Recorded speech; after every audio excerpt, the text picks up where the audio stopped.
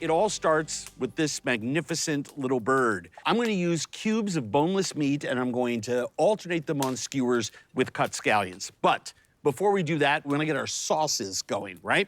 So we have two things that we need to make. The first one is dashi. Dashi is an all-purpose Japanese stock. This is just water. It is utilizing two very special ingredients, kombu, which is seaweed, and I'm going to get this simmering on the fire. Once it simmers, I'm going to add these bonito flakes. You've seen it in Japanese restaurants. Then we're going to strain that dashi to this pot, which I'm also putting on the fire. 3 cups of sake. Our mirin, which is sweetened rice wine, brown sugar, and a cup of really good soy sauce. Now, while this is coming to a simmer, let's talk about the conro. The conro is a very, very small hibachi-style grill. It's essentially a stone composite on the outside, a couple slots here on the back so you can control the air intake, a very simple grill, and you just lay compressed binchotan charcoal into it. Now, what is binchotan charcoal? It's compressed. It burns super hot with very little smoke, which is why chefs love it. I love it. This is boiling. I throw in those shaved bonito flakes, and then I don't want it to cook. So all I'm gonna do is let it sit for about 10, 15 minutes. So I am pushing the coals underneath to bring this to a simmer so that I can then reduce it. The dashi has sat for 10 minutes. Once you start working with dashi, you will find that it is the umami bomb of stocks that you have been looking for. I'm gonna do this dish 2 different ways. With the binchotan, and I'm also gonna do a version on the grill. Now, we're gonna skewer the pheasant with scallion, and I'm gonna use the whites primarily. I want everything the same size so it looks uniform on the skewer. This, I'm going to save for garnish. My pheasant, just like every other bird, just cut that skin that holds the thigh and leg to the center of the animal. Pop that thigh out so you see the knuckle. Move over here, pop that knuckle out. What does that do? It means I can bend this over, I'm just pressing my knife to the back of the bird, getting all the meat that I can.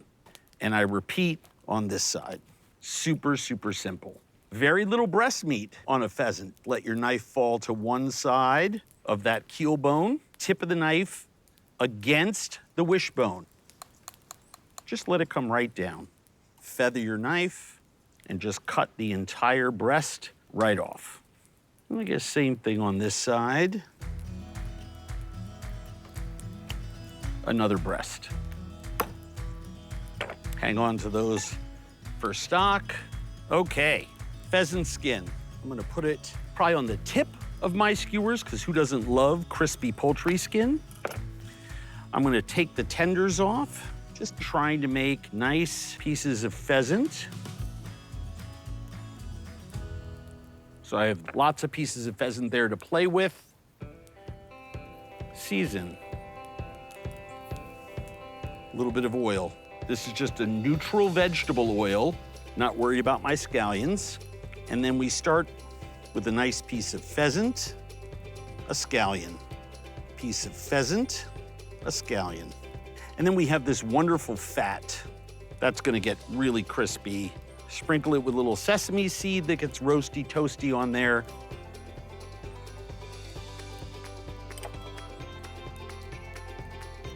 We're ready to go. So here's the deal. Look at your sauce. The difference between cooking over open fire and cooking in a controlled environment like your kitchen is that I have a lot more caramelization around the edge. And right now, it's brown. I don't want it to get black, so I'm gonna pour it in to another little pot just to make sure that the sauce is perfect.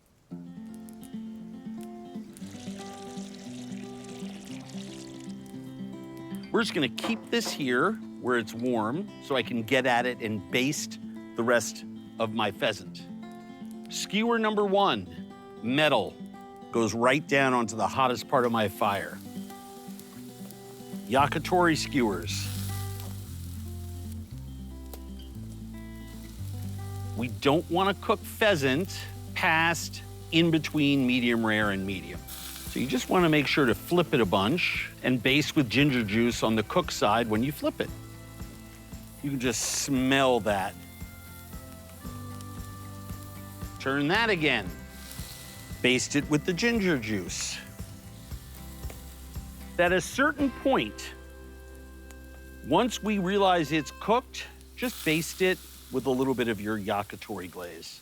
Now, obviously, when the juices drop down onto the coals, that smoky, intense grill flavor is what comes back up that flavorful steam that just keeps basting whatever you're cooking with the flavor of the fire.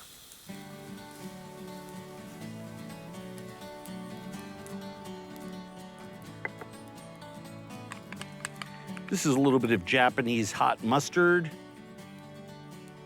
a little bit of fresh scallion.